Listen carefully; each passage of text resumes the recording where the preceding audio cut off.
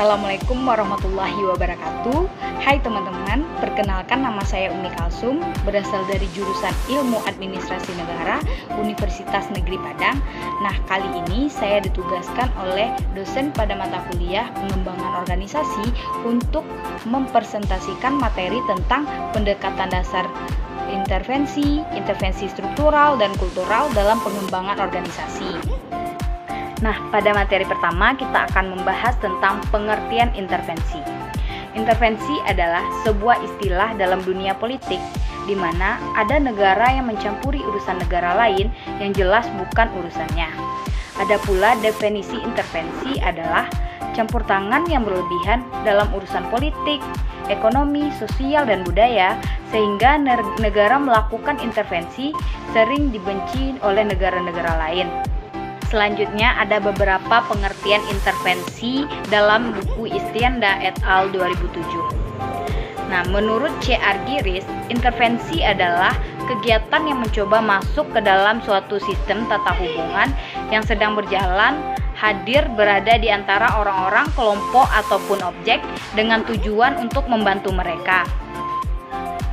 Suatu intervensi dapat dikatakan efektif apabila terdapat informasi yang benar dan bermanfaat, bukan karangan klien atau konsultan, tetapi benar terjadi dan berlaku secara nyata dalam organisasi. Kebebasan memilih yang mempunyai kewenangan pembuatan keputusan adalah terletak pada posisi klien, dan keterikatan di dalam klien mempunyai tanggung jawab untuk tetap terikat pada pelaksanaan dari rencana atau keputusan yang telah dibuat. Yang kedua, menurut Mukijat, istilah intervensi menunjukkan serangkaian kegiatan programatik terencana yang di dalamnya terdapat klien dan konsultan mengambil bagian selama berjalannya program pengembangan organisasi. Kegiatan tersebut dimaksudkan dalam rangka menata dan memperbaiki kembali fungsi organisasi dengan memberikan kesempatan kepada anggota organisasi untuk bekerja dalam tim ataupun mereka mengelola suatu tim serta memelihara organisasi agar tetap dapat berjalan dengan baik sesuai dengan tujuan organisasi. Yang ketiga, menurut Warner Weber, intervensi sebagai suatu kegiatan perbaikan yang terencana dalam proses pengembangan organisasi. Selanjutnya masuk pada pembahasan yang kedua, yaitu intervensi dalam pengembangan organisasi. Intervensi berarti keikutsertaan klien dan konsultan bersama-sama merencanakan proses perbaikan berdasarkan atas masalah-masalah yang dijumpai dalam proses diagnosa. Intervensi merupakan suatu perbaikan yang terencana dalam proses pembinaan organisasi. Selanjutnya, adapun pendekatan intervensi dalam pengembangan organisasi. Yang pertama, intervensi struktural, yang mana berfokus pada tingkat organisasinya. Yang kedua, intervensi teknikal, berfokus pada tingkat pekerjaannya.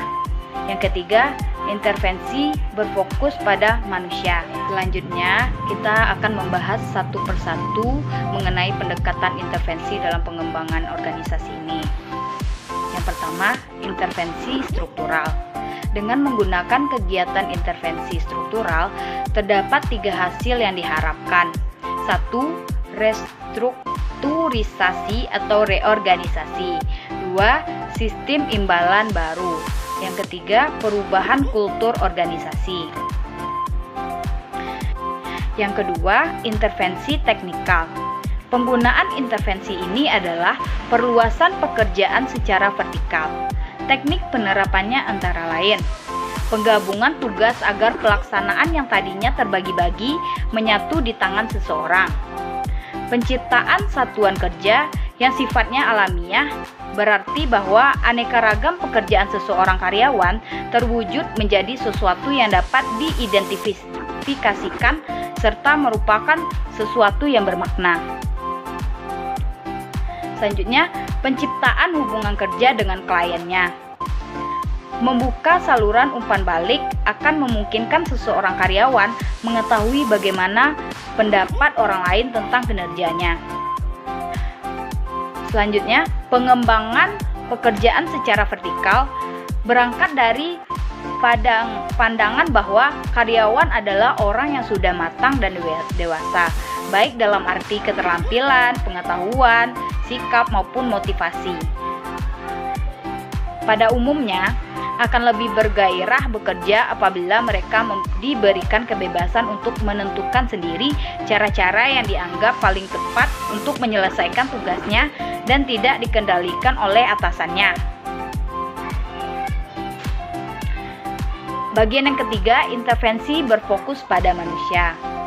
Pendekatan pengembangan organisasi menekankan 5 bentuk spesifikasi intervensi yang berfokus pada manusia, yaitu pelatihan kepekaan, konsultan proses, pembinaan tim, umpan balik melalui survei, pembinaan kerjasama antar kelompok. Masuk pada materi pembahasan yang terakhir mengenai intervensi pengembangan organisasi dilakukan setelah konsultan melakukan diagnosa. Nah, diagnosa merupakan suatu proses menentukan penyebab pokok dari masalah organisasi. Sedangkan menurut Sondang Siagian, diagnosa merupakan suatu pendekatan yang sistematik terhadap pemahaman dan uraian kondisi organisasi sekarang. Adapun proses diagnosa meliputi pengumpulan informasi dan data, menganalisa informasi, dan membuat kesimpulan untuk melanjutkan perubahan atau penyempurnaan. Adapun kriteria suatu intervensi yang efektif. Yang pertama, dengan informasi yang benar dan bermanfaat. Yang kedua, dengan kebebasan yang benar dan bermanfaat. Yang ketiga, dengan keterikatan ke dalam. Nah, materi terakhir mengenai kultur organisasi.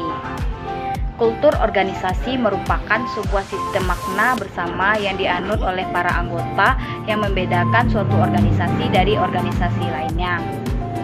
Nah, itu tadi video presentasi yang dapat saya sampaikan.